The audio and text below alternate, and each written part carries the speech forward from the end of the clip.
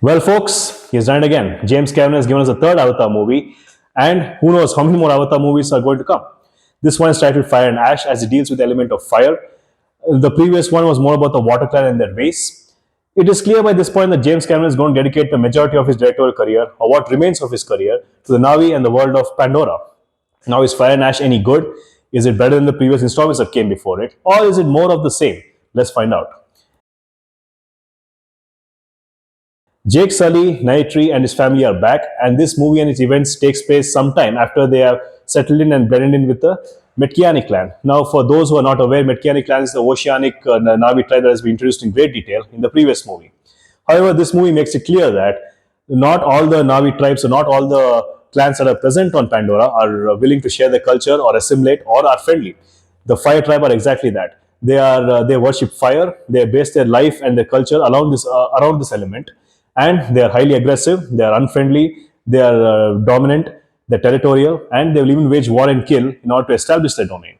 They're led by the ruthless Saik Warang, who is basically ruling over them with an iron fist, and she has anything but good objectives for the other clans, and she seems to be not known for a merciful nature. Now, Jake Sully and his team of Navi not only have to worry about General Quaritch and his friends, they also have to deal with this opposing clan. It's a dual threat from here on. Now, the visuals have always been the strongest point in the Avatar movies. Sure, there are other franchises with great visuals, like I talked about in Zootopia in my previous review.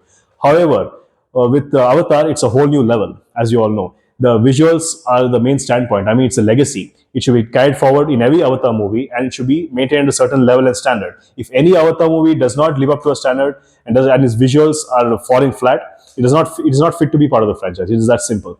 Fire and Ash delivers wonderfully here. The visuals are just stunning. It's beautiful. It's like walking into a rainbow. The vibrant blues of the Navi tribes, as well as the panning shot of the Pandora landscapes, the creatures themselves. It's beautiful. However, this movie has to be watched in 3D and 3D alone. I mean, if you don't find the largest screen in your area and watch it in 3D technology, you're doing a disservice not only to yourself, but also to the movie. So I highly urge you to watch it in 3D to get the full experience.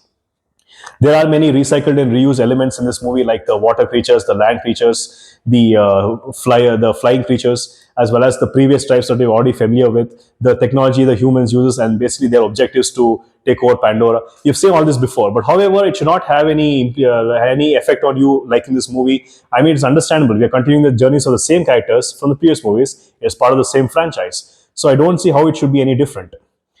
How it should really have any impact on what you feel about the franchise. However, there are some differences that have been key differences, I would say, that have been introduced in this film that really separates it from the rest of the crowd. One is, of course, the first unfriendly Navi tribe we have seen. That's the Fire Clan. We don't know how many more unfriendly tribes we will see in the future, but this is the first of the many. Now, the second point I'm about to mention is very important. It's a very important plot point and something that can have a large implication going forward. So I must mention this because without that, my review would be incomplete. However, I must warn you, it is going to be a spoiler territory. So this particular point, if you don't want to hear what I have to say, please skip at least 1 minute or so of this review in case you don't want to hear. If you're okay with it, if you're without even seeing the movie, then it's fine. Just continue as you are. So that being said, here it is. Spider, who is the human companion of Jake Sully and team, well, he loses ability to breathe. His breathing apparatus malfunctions, it breaks down. Now he has trouble breathing and might even die. So he needs help. So Kiri, who is one of the Navis, she connects herself to the earth and she goes in some sort of a trance. She places and the spider is placed on the ground. However, some sort of a tendrils or mycelia wraps around him. They infuse themselves into him. But guess what? He's not only brought back to full health, he can breathe like a regular person, like how he breathe on Earth. He can breathe on Pandora now. He can breathe without the use of any specialized apparatus. Now, this is major. This is something that can be used effectively in the further installments to come. Now, the thing is, they also, when they observed him further in the laboratory, they found some sort of an organism residing within him.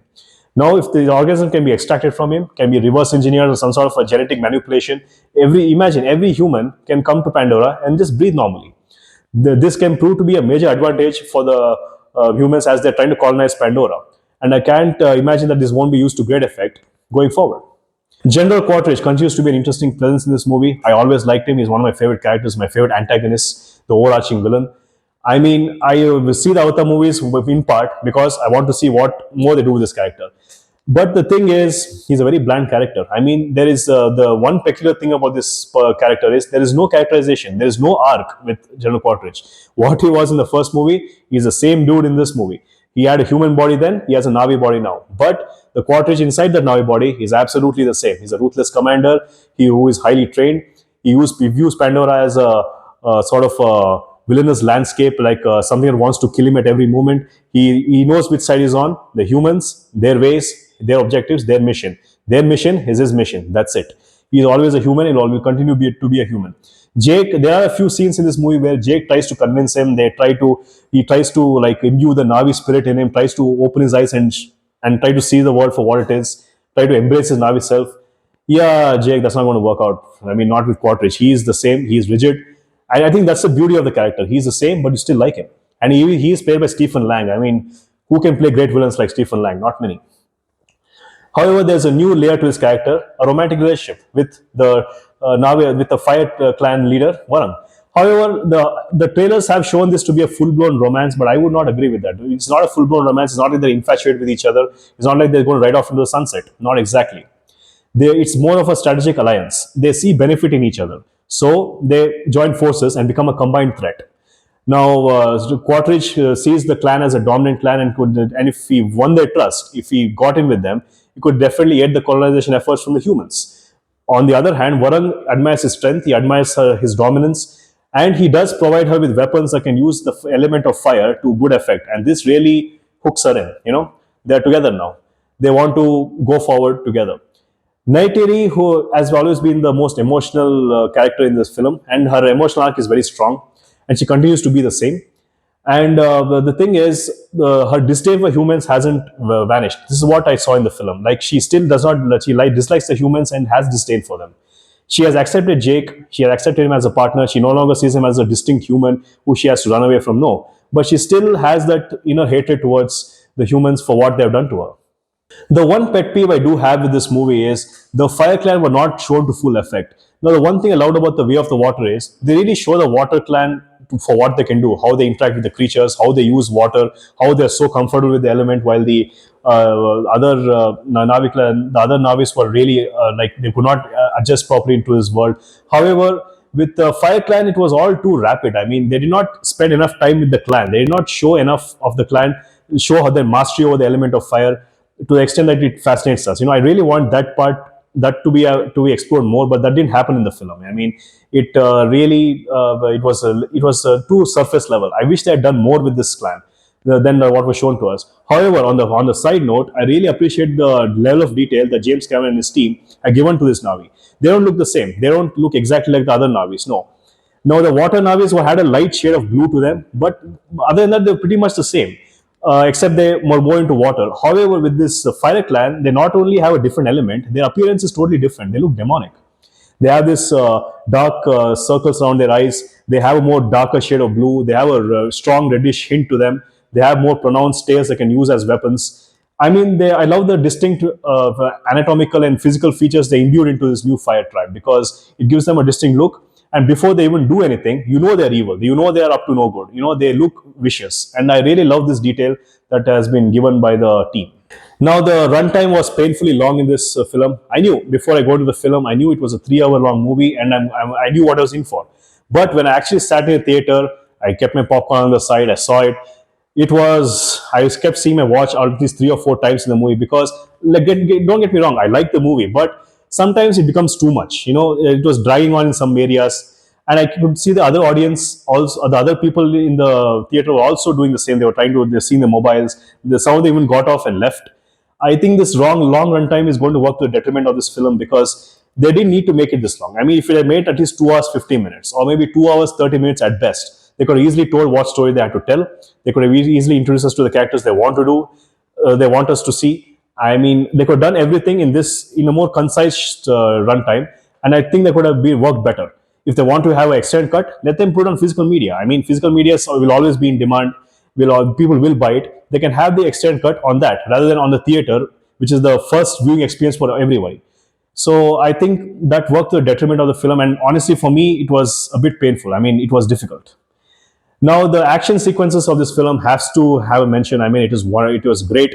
I mean, there were many sequences where it was really breathtaking. The aerial sequences were done before, but they're still enjoyable in my opinion. But the one thing that really got me by surprise, and actually that I really enjoyed, was the one with the giant squids. That's right, the squids, the water dwelling creatures have action sequence in this film. They're great.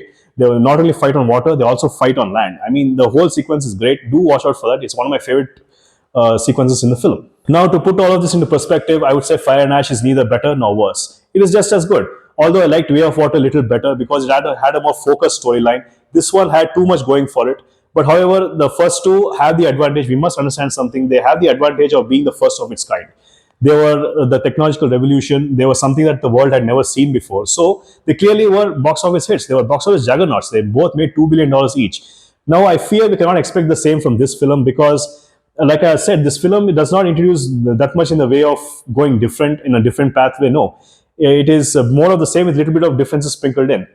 Now, if this franchise has to have a good future, it has to continue further. It has to introduce something new. It has to go in a dramatically different direction, but keep the world intact. Introduce us to dramatically new characters, probably. It, Cameron has to come up with something more creative if he has to continue this franchise further, if at all there are further installments, because I'm pretty sure the audience fatigue will set in and the law of diminishing returns will take effect. I mean, this movie already has a bad Rotten Tomato score. I think the last time I checked, it was around 30%, and even the box office is not doing that well. Of course, there's a lot of weeks left, so we don't know how far this box office is going to run. But the second weekend drop off was around 35%, which is quite low. And let's hope this movie does well. But I don't see a continuing future with this franchise unless they want to do something dramatically different. It should not go down the route of, say, Transformers. The Transformers, when I first saw the movie in the theater in 2007, it was great. It was amazing. Sure, it was a Michael Bay movie. It didn't have much to it, but it was something to behold. The first three did great, but after that it started diminishing, and the audience no longer wanted the Bayformers to continue. So I don't want the Avatars to have the same fate. So this is my personal note to Cameron. Cameron, you are an amazing director. You are like the greatest, one of the greatest names in this field. You can definitely do better. You can please do introduce us to something new in this franchise if you want to continue further, churning out more sequels. Or my personal note to you, better yet, please give us a better Terminator movie. Terminator, that franchise needs new life. It is dead in the water right now. It needs new life. It desperately needs something to get back on its feet. You're the man. You do it. Give us a Terminator movie that is at least close to the greatness of the first two movies. That would be fantastic. Now, that would be something that is revolutionary. So I hope this happens. So what do you guys think? Did you like this movie? Did you see it in the theaters? If you haven't, what are you guys doing? Go ahead and see it in the theater. See it in 3D only. And of course, do subscribe to my channel. It means a lot to me as a growing reviewer. And I'd like to continue doing this forever for you guys. And let's embrace cinema together. I'll see you soon. Take care.